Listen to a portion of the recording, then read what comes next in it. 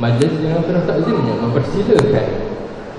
Bismillahirrahmanirrahim. Bismillahirrahmanirrahim. Assalamualaikum warahmatullahi wabarakatuh. Oh, tak ada mic. Budak tu lagi kuat suara. Assalamualaikum warahmatullahi wabarakatuh.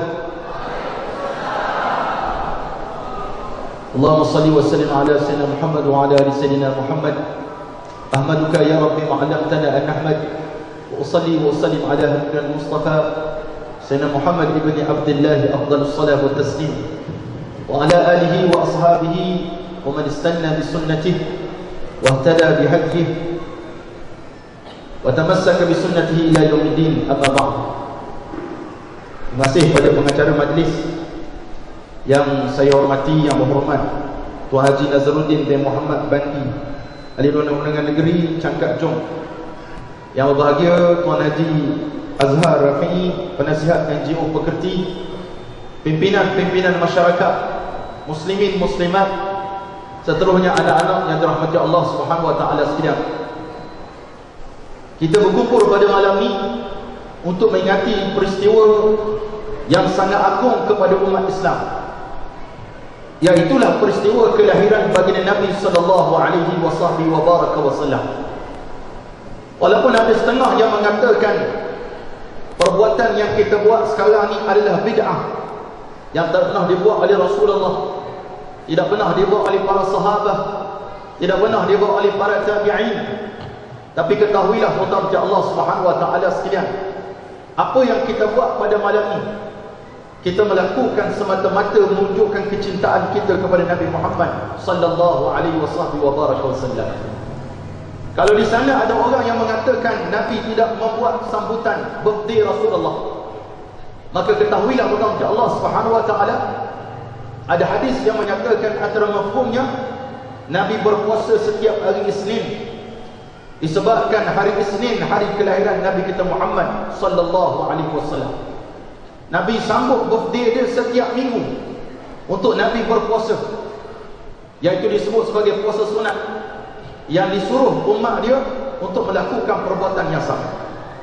Alhamdulillah, saya ucapkan terima kasih kepada pihak penganjur yang sudi menjemput saya buat kesekian kalinya di Kompasti ini dan di Teluk Intan.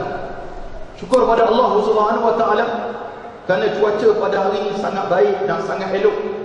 Kita risau sebab dalam berita kata ribut kencang dan hujan lebat akan berlaku di belah utara ni.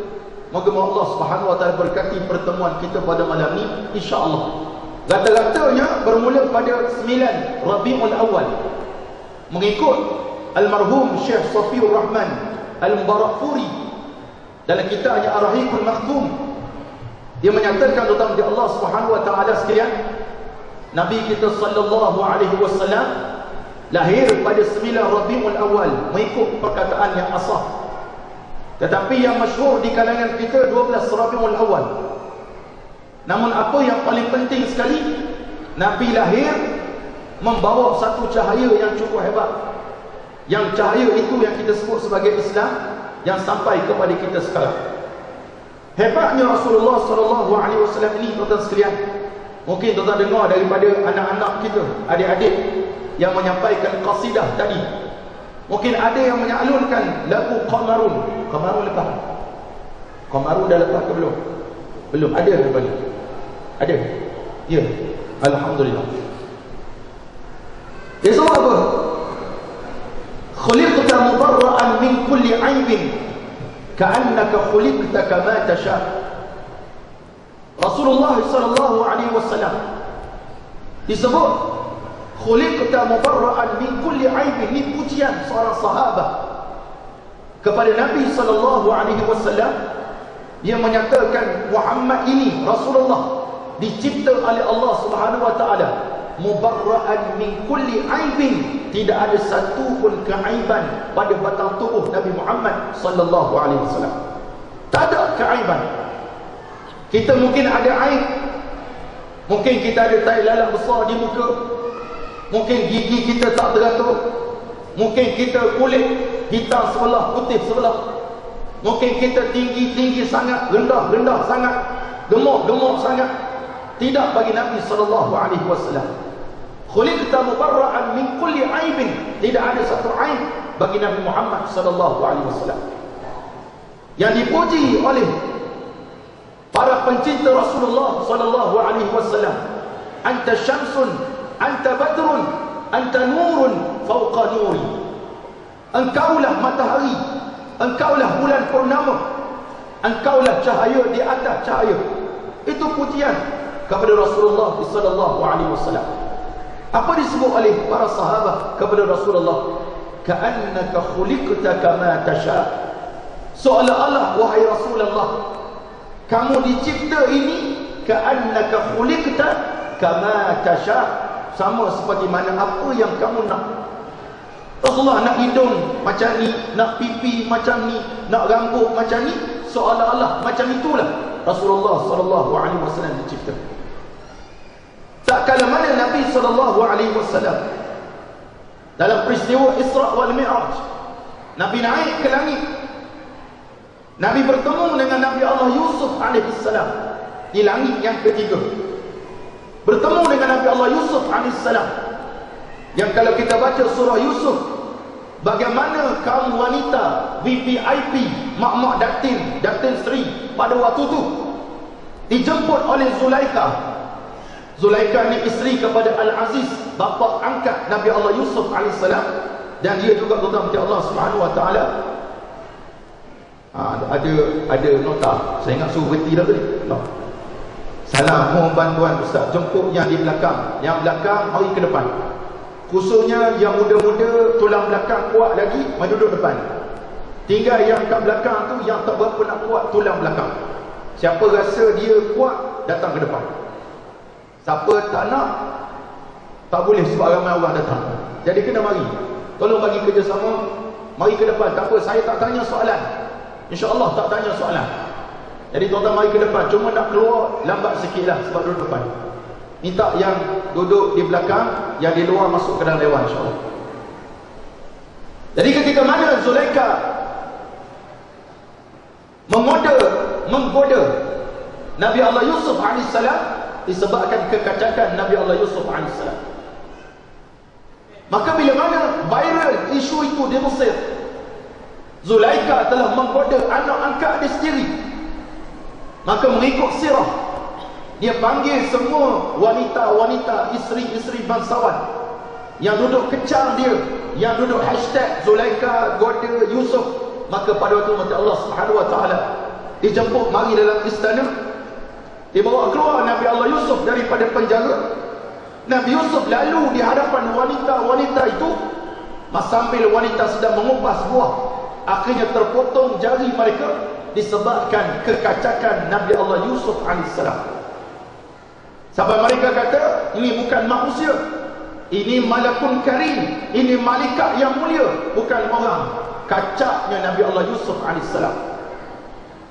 Bila mana Nabi Muhammad bertemu dengan Nabi Allah Yusuf AS, dan Nabi menceritakan kepada para sahabat, Nabi Yusuf AS diberi oleh Allah separuh kecantikan. Ada ulama menafsirkan apa maksud separuh kecantikan. Ada yang menafsirkan kecantikan, kehandsoman yang berada di tubuh Nabi Allah Yusuf AS separuh daripada kecantikan yang wujud pada Nabi kita Muhammad sallallahu alaihi wasallam. Kalaulah orang boleh terpotong jari sebab melihat batang tubuh Nabi Allah Yusuf AS, maka para ulama mengatakan, kalau kita dapat melihat susuk tubuh Nabi kita Muhammad sallallahu alaihi wasallam, maka ketika itu nanti Allah Subhanahu Wa Taala bukan terpotong jari, tapi boleh terpotong hati kita disebabkan keizzahan Nabi kita Muhammad sallallahu alaihi wasallam. Tuan-tuan sekalian, kita berhimpun pada malam. Ada yang datang daripada jauh, contohnya saya lah, daripada Ipoh mari. Ada yang dekat, jauh dan dekat, tak kira siapa yang datang. Kita ada YP, kita datang. Kita ada pimpinan masyarakat yang datang. Semuanya mari untuk mengingati Rasulullah sallallahu alaihi wasallam. Waktu sahabat-sahabat, adik-adik kita mengalunkan qasidah memuji Rasulullah sallallahu alaihi wasallam, lagu pertama tadi Rindu Madinah, Sebab di sana ada batang tubuh Nabi kita Muhammad sallallahu alaihi wasallam. Tuan-tuan yang pernah pergi ke Madinah Al-Munawwarah, kita buat umrah, kita pasti akan ziarah Madinah Al-Munawwarah. Bila kita masuk Babus Salam, nak masuk daripada pintu kanan, kita tahu dalam Masjidin Nabawi ada batang tubuh Nabi kita Muhammad sallallahu alaihi wasallam. Satu-satunya kubur Nabi yang ittifaq para ulama mengatakan di situlah Rasulullah, tidak seperti nabi-nabi yang lain. Kalau pergi ke makam Musa, belum tentu Nabi Musa ditanam di situ. Kalau kita pergi ke makam Nabi Allah Shu'aib, belum tentu itulah makam Nabi Allah Shu'aib. Tapi baginda Nabi Muhammad sallallahu alaihi wasallam turun temurun bersilsilah, kita tahu di situlah batang tubuh Nabi Muhammad sallallahu alaihi wasallam. Jejak kaki ke bumi Madinah, pasti orang yang mencintai Rasulullah akan menitikkan air mata rindu pada Nabi Muhammad sallallahu alaihi wasallam. Apa yang kita sebut bila lalu di hadapan ada lubang, bukan? Dia kata ni makam Rasulullah sallallahu alaihi wasallam. Kita ucapkan apa? Assalamu alayka ya Rasulullah. Assalamu alayka ya Rasulullah. Nabi kata man zara qabri wajabat lahu syafaati. Siapa ziarah kubur aku, wajib dia mendapat syafaat daripada aku. Kita beranggapan bila mana kita bagi salam kepada Rasulullah, pastinya baginda Nabi menjawab salam kita. Yang menjadi isu tentang Allah Subhanahu wa taala sekalian, hati kita waktu pergi ke Madinah itu wujud atau tidak untuk cinta pada Nabi Muhammad sallallahu alaihi wasallam. Itu sebab ulama menyarankan kepada kita sebagai umat Islam, cara nak cinta pada Nabi Muhammad sallallahu alaihi wasallam bukan sekadar menghadiri majlis-majlis umpama ini, tapi tuan-tuan kena banyak membaca. Baca apa? Antaranya kitab yang sangat masyhur yang boleh tuan-tuan amal dan baca khususnya pada bulan Maulid Rasulullah sallallahu alaihi wasallam ini, iaitu kitab Asy-Syama'il Muhammadiyah. Bacalah. Kata Datuk Dr. Zahzam Muhammad, pemilik gedung buku galeri ilmu Telaga Biru, dia sebut siapa membeli kitab Syama'il Muhammadiyah ibarat kita menjemput Nabi. Ibarat ni dia tak cakap salah, tak apa sunyi. Dia kata Piu Said, dia kata Nabi mari ke rumah pula. Ibarat kalau kita beli kitab Syama'il Muhammadiyah, ibarat kita jemput Nabi datang ke rumah kita. Tapi nak jemput Nabi, kita kena faham siapakah itu Nabi Muhammad sallallahu alaihi wasallam.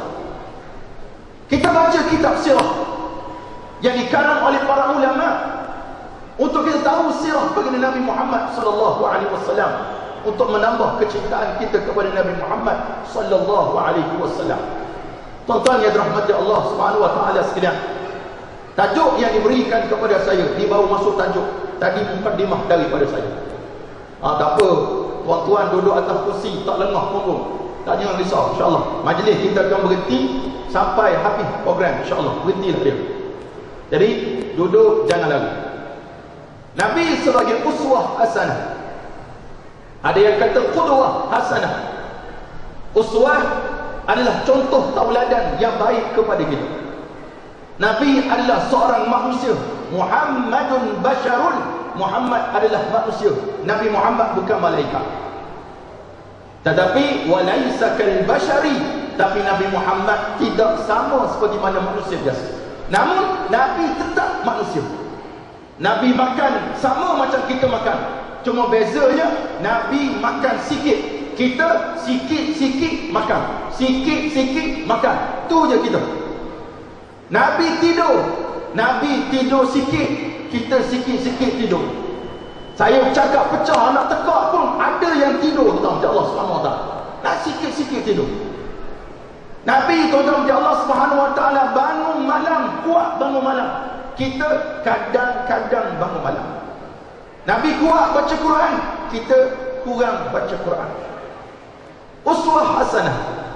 Nak ambil dalam konteks mana? Daripada konteks manusia, Nabi Muhammad contoh paling baik sekali. Sebab dalam diri Rasulullah itu adalah contoh tauladan terbaik. Kita nak tahu tauladan Rasulullah macam mana? Tengok para ulama yang ada pada zaman kita sekarang. Nak tengok ulama yang mana? Ulama yang dibenci oleh golongan kufar. Ulama yang dibenci oleh golongan kufar, ulama ni lah tuan-tuan kena ikut. Tengok macam mana gaya hidup mereka, ketaatan mereka kepada Allah Subhanahu wa taala.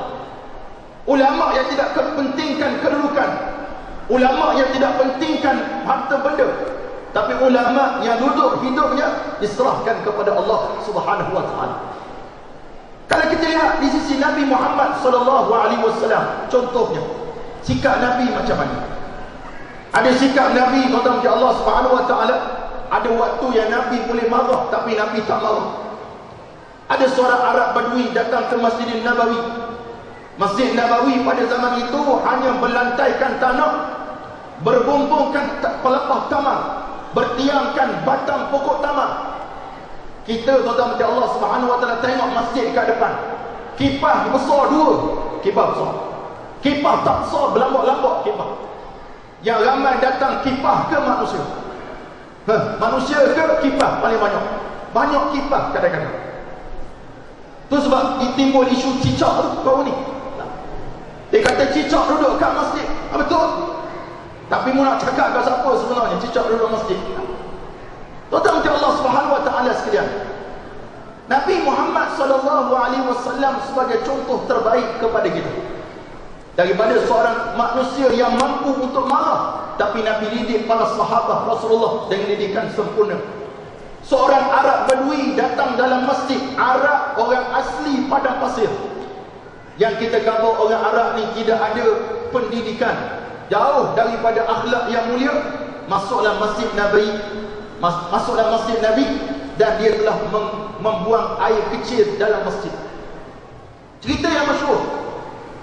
Tak kala tu para sahabat sudah marah, gerepak dia. Orang kampung saya panggil gerepak, sini panggil apa Tuan Haji? Marah. Jerakah, woi, itlaq barrah, contoh kalau orang Mesir. Roh, pergi. Nabi kata, relax, sabar, jangan tegur dia, jangan marah dia. Nabi cakap lembut, bukan macam saya lah. Saya jadi cakap tinggi suara tentang Allah Subhanahu wa taala, minta maaf lah, itu style saya. Kenapa Nabi buat macam tu? Kata ulama, kalaulah orang Arab tadi dijerakah, dimarah dan dihalau oleh sahabat, pastilah air kencing dia akan menceceh ke banyak tempat, najislah tempat di Masjid Nabawi sallallahu alaihi wasallam. Nabi ajar kepada para sahabat, dan Nabi bagi nasihat, dan Nabi tunjuk cara untuk kita bereskan najis dalam tempat-tempat tertentu. Nabi tunjuk kepada kita. Kita lihat akhlak Rasulullah sallallahu alaihi wasallam kepada para sahabat. Satu hari Sayyidina Abu Hurairah radhiyallahu taala, Abu Hurairah Abdul Rahman bin Sakhr al-Dawsi radhiyallahu taala arda, duduk di tengah jalan. Duduk di tengah jalan dalam keadaan perutnya lapar. Kat sini siapa yang lapar, belakang banyak makanan, boleh beli lepas. Air sedang dihidangkan pula. Ni memang luar biasa tuan-tuan macam Allah. Majlis, duduk atas kursi, air free lepas. Sayyidina Abu Hurairah duduk di tengah jalan dalam keadaan perutnya lapar. Lalu Sayyidina Abu Bakar As-Siddiq radhiyallahu anhu, Abu Bakar lalu. Sayyidina Abu Bakar lalu dan Abu Hurairah bagi salam kepada Sayyidina Abu Bakar. Sayyidina Abu Bakar jawab salam Abu Hurairah. Maka kata Sayyidina Abu Hurairah, aku bertanya kepada Sayyidina Abu Bakar beberapa ayat-ayat Allah, sedangkan semuanya aku tahu, tapi sengaja aku tanya kepada Abu Bakar supaya dia jawab soalan aku, dan akhirnya dia akan tanya what are you doing here? Mu buat apa dia sini? Aku akan jawab, aku sakit perut sebab aku tak makan. Tetapi Sayyidina Abu Bakar menjawab soalan Sayyidina Abu Hurairah, membacakan beberapa ayat, kemudian berlalu meninggalkan Abu Hurairah radhiyallahu ta'ala arda. Sayyidina Abu Hurairah, kalau kita baca manaqib dia tentang Allah dalam kitab Ayatus Sahabah, Maulana Zakaria Al-Kandahlawi menyatakan dia kalau dia sakit perut sebab lapar, sampai dia jadi dia jadi sawan disebabkan lapar ni. Ni Abu Hurairah. Tengah macam tu tiba-tiba lalu pula Sayyidina Umar Ibn Al-Khattab. Umar lalu. Diberi salam kepada Sayyidina Umar, dijawab salam oleh Sayyidina Umar. Kemudian ditanya soalan yang sama seperti mana ditanya oleh kepada Abu Bakar.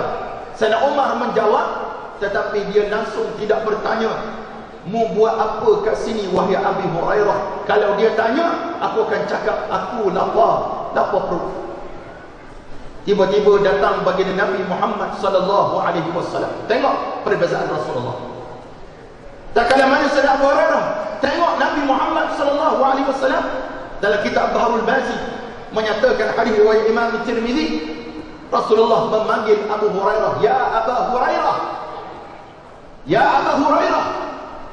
Tuan-tuan, bayangkan kalau Nabi panggil kita macam mana? Saya waktu belajar di Mesir dulu, saya bermimpi pergi ke Kaabah. Kaabah tu bukan Kaabah macam kita sekarang. Dia tak ada tirai, hanya batu semata. Tiba-tiba ada seorang lelaki menyebut, "Aina Bani Abdul Muttalib?" Mana anak-anak Abdul Muttalib? Duk sebut. Saya kata,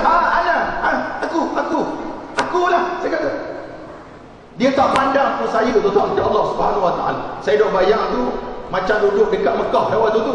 Ni bukan cerita mimpi jumpa Nabi ni. Tuan-tuan jangan terpekau sangat. Tak mimpi Nabi pun, tapi kita beranggapan, ya Allah, siapa agaknya yang panggil Aina Bani Abdul Muttalib?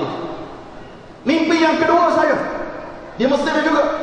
Saya masuk dalam satu gua. Dalam gua tersebut ada seorang sedang babi. Orang yang sebiji macam Rasulullah sallallahu alaihi wasallam, mengiring hala kanan, dia menghadap kiblat. Saya sebut, "Ya Rasulullah, ya Rasulullah," 3 kali saya sebut. Dia berpusing. Bukan Rasulullah tadi, kawan saya. Kawan satu bilik kawan saya. Saya mimpi dengan dia sebab saya balah 3 hari tak cakap dengan dia, betul. Kenapa saya balah? Saya nak cerita pada tuan-tuan sebab saya nak ada 3 orang tidur tadi. Mungkin saya cerita macam tu, dia terbeliak mata. Piu saya jumpa Nabi ni. Tak Allah SWT. Kalau jumpa pun tak usah cerita pada orang, dia jadi riak pun tak. Cuma nak saya jumpa tuan-tuan macam Allah Subhanahu Wa Taala. Nabi sebut kepada Abu Hurairah, "Ya Abu Hurairah, wahai Abu Hurairah, labbaika ya Rasulullah." Saya datang wahai Rasulullah. Terus jumpa Nabi. Maka Nabi kata, "Wahai Abu Hurairah, awak lapar ke? Kamu lapar ke wahai Abu Hurairah?" Nabi tahu langsung tentang sahabat, masalah dihadapi oleh para sahabat Nabi sallallahu alaihi wasallam. Maka begitu Nabi kata, "Wahai Abu Hurairah, ikut saya balik ke rumah. Dan ketahuilah wahai muslimin dan muslimat sekalian, dalam rumah Rasulullah tidak ada stok makanan macam stok dalam rumah kita. Kalau dalam rumah saya boleh pergi ke Maidin, lebih RM200 belanja, lebih. Itu untuk seminggu saja, tuan-tuan, Allah Subhanahu Wa Taala. Anak ada 5, nah, dalam rumah tersebut mertua ada juga duduk sekali, lebih daripada 200 belanja. Stok untuk makanan, ada beli roti, beli beras, beli tu, beli begian-begian. Tidak, bagi Rasulullah tidak ada makanan di rumah Nabi Muhammad, kecuali bila sampai di rumah Rasulullah ada semangkuk susu. Maka kata Nabi sallallahu alaihi wasallam, Nabi kata, "Wahai Abu Hurairah, dipanggil semua sahabat-sahabat ahlu suffah, datang kita minum air." Nabi tak cakap kepada orang, "Abu Hurairah, kita berdua je minum air." Tidak, bagi Nabi sallallahu alaihi wasallam. Itu contoh. Contohnya apa dia? Air kena kongsi, makanan kena kongsi. Nabi tidak tamak untuk makan seorang, tidak. Ada jualan rahmah, jual barang murah. Kita patut beli satu, kita upah anak kita 4-5 orang, setiap seorang kamu beli. Mak bagi RM5, pergi beli minyak, contoh kita dapat 10 kilo minyak, kita telah mengambil hak orang lain. Tamak kita.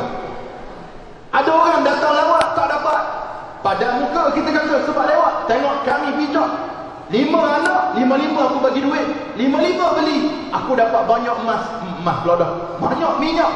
Maka ketika itu macam Allah Subhanahu Wa Taala sekalian, kita bukan orang yang baik, kita orang yang tamak. Maka pergi panggil semua sahabat Nabi datang ke rumah Rasulullah untuk minum semangkuk susu. Kata Abu Hurairah, pasti pastinya akulah orang pertama dapat minum. Rupa-rupanya tidak. Nabi kata Abu Hurairah, ambil susu ini dan berikan kepada seluruh sahabat untuk minum. Daripada seorang ke seorang, daripada seorang ke seorang minum, sampailah mangkuk itu dekat tangan Abu Hurairah kembali. Dia kata, demi Allah, air susu dalam mangkuk tidak berkurang walaupun sedikit. Dibawa pergi jumpa Nabi Muhammad sallallahu alaihi wasallam. Ya Rasulullah, ni susu. Nabi kata, ishrab anta ya Abu Hurairah, al-an anta tashrab. Minum, minum. Dia suruh Abu Hurairah minum. Nabi tak minum lagi. Abu Hurairah minum. Lepas minum, Nabi kata, ishrab, minum lagi. Dia minum lagi. Dia kata, aku tidak pernah rasa sekenyang itu sebelum ini, selepas aku dapat minum susu yang diberi oleh Nabi Muhammad sallallahu alaihi wasallam. Tengok akhlak Rasulullah. Tengok akhlak Nabi Muhammad kepada sahabat. Bagaimana pula contoh Nabi kepada isteri-isteri Nabi. Nabi ramai isteri.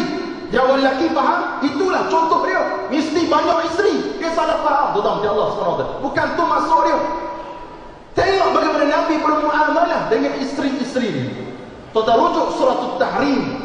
Orang-orang perempuan, kalau ada anak-anak perempuan, ada anak-anak laki-laki, kalau menantu tu dia nak jadi menantu kita, selepas akad nikah, suruh dia baca surah At-Tahrim untuk dibacakan kepada anak perempuan kita.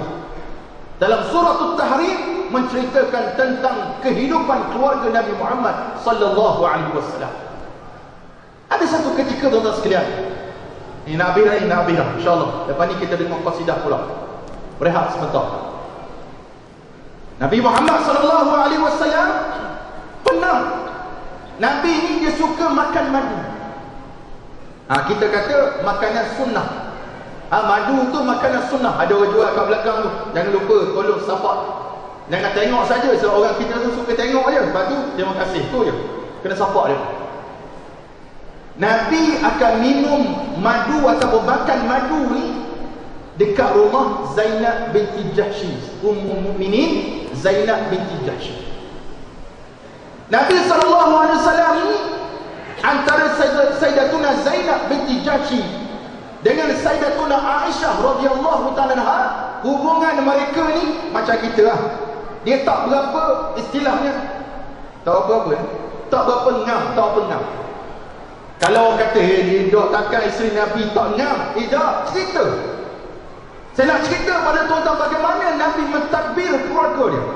Dengar ni para isteri, dengar ni para suami dan bakal suami-suami sekalian. Nah, dengar tu.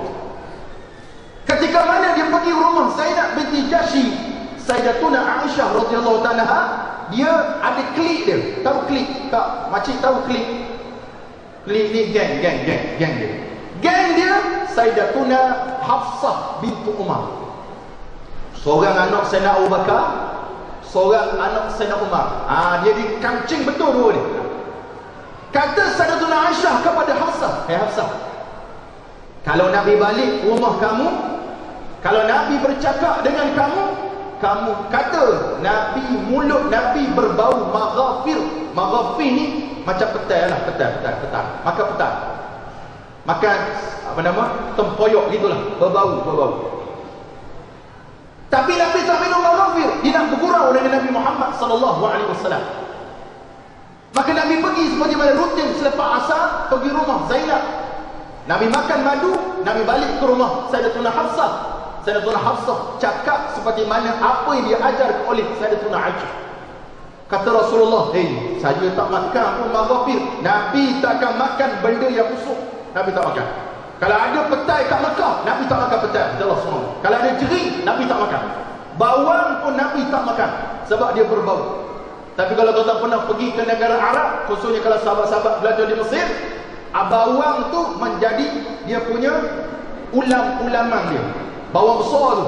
Makan ish, bawang, kerak. Kalau musim sejuk, tak apa, tak berbau. Mari musim panas, Allahu Rabbuna. Naik terangkul, naik ban. Kalau orang perempuan dia gagah orang perempuan Mesir ni, tong gas atas kepala. Tong gas tu dia hayung atas kepala, naik tingkap atas kepala. Saya pernah sakit kepala, Allah SWT. Tapi hebat. Maka saya tak makan maghafir, saya makan madu saja. Maka jawab Sayyidatuna Hafsah, mungkin lebah itu hinggap di pohon maghafir itu sebab madu tu bau macam tu.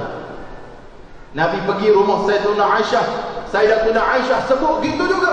Sampai Nabi kata, demi Allah aku tak akan menyentuh madu dah. Turunlah ayat, ya ayyuhan nabiyyu lima tuharrimu ma ahallallahu lak tabtaghi mardata azwajika wallahu ghafurur rahim. Allah turunkan ayat tegur Nabi Muhammad sallallahu alaihi wasallam. Itu sebab nuzul yang pertama. Sebab nuzul yang kedua, ada riwayat mengatakan Nabi ada seorang jariyah, seorang perempuan yang dihadiahkan oleh Muqawqis Raja Mesir kepada Nabi Muhammad, namanya Maryah Al-Qibtiyah. Maryah ni seorang wanita Mesir yang sangat cantik, dihadiahkan Raja Mesir kepada Nabi Muhammad waktu Nabi hantar surat untuk mereka masuk Islam. Raja Muqawqis tak masuk Islam, tapi dia hormat Nabi Muhammad, dia hantar dua jariyah, salah seorangnya Maryah Al-Qibtiyah. Daripada Sayyidatuna Maryah, Nabi dapat seorang anak namanya Sayyiduna Ibrahim, meninggal pada usia 2 tahun lebih ataupun setahun lebih. Nabi SAW bersenggama. Tahu senggama tahu? Siapa tak tahu? Cakap tangan. Senggama.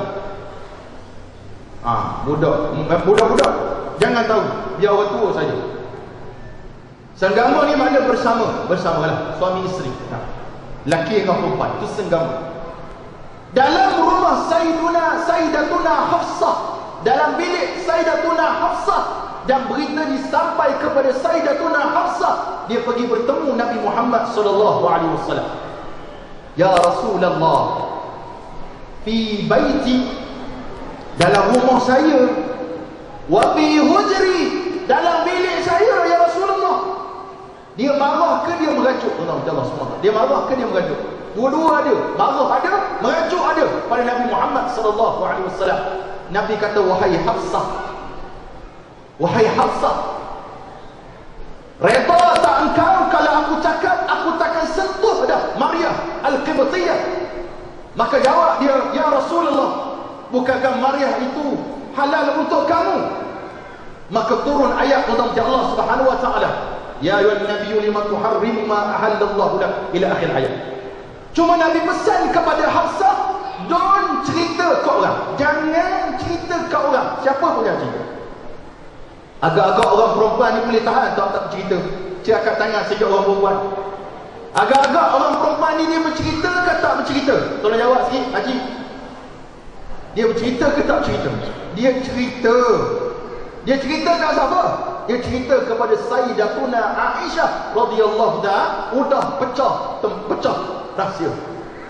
Maka Allah Subhanahu wa taala turunkan ayat. Allah turun ayat bagi tahu Nabi Muhammad sallallahu alaihi wasallam peristiwa itu telah bocor. Nabi pergi bertemu Sayyidatuna Hafsah radhiyallahu ta'ala. Nabi cerita apa yang Allah turunkan kepada Nabi. Allah rakamkan kalimah Sayyidatuna Hafsah dalam Al-Quran. Sayyidatuna Hafsah bertanya, man amba'aka hadha? Siapa yang cerita pada kamu ya Rasulullah? Ni tengok ni, kalimah daripada isteri Rasulullah dirakam oleh Allah dalam surah At-Tahrim.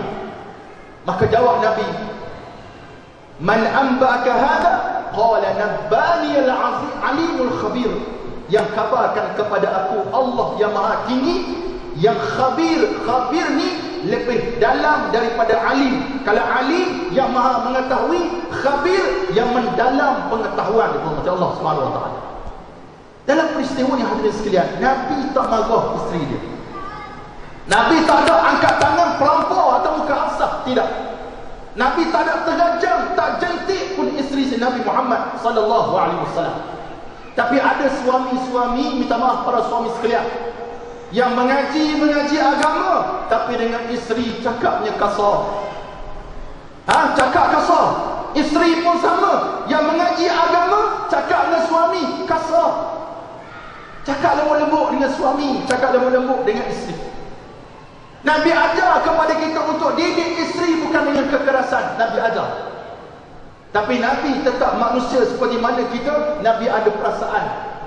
Itu kisah yang panjang tuan-tuan. Tuan-tuan rajin pergi cari tafsir, tengok suratul Tahrim, bacalah macam-macam sekalian, boleh menitik air mata kita mendengar bagaimana cerita Rasulullah sallallahu alaihi wasallam.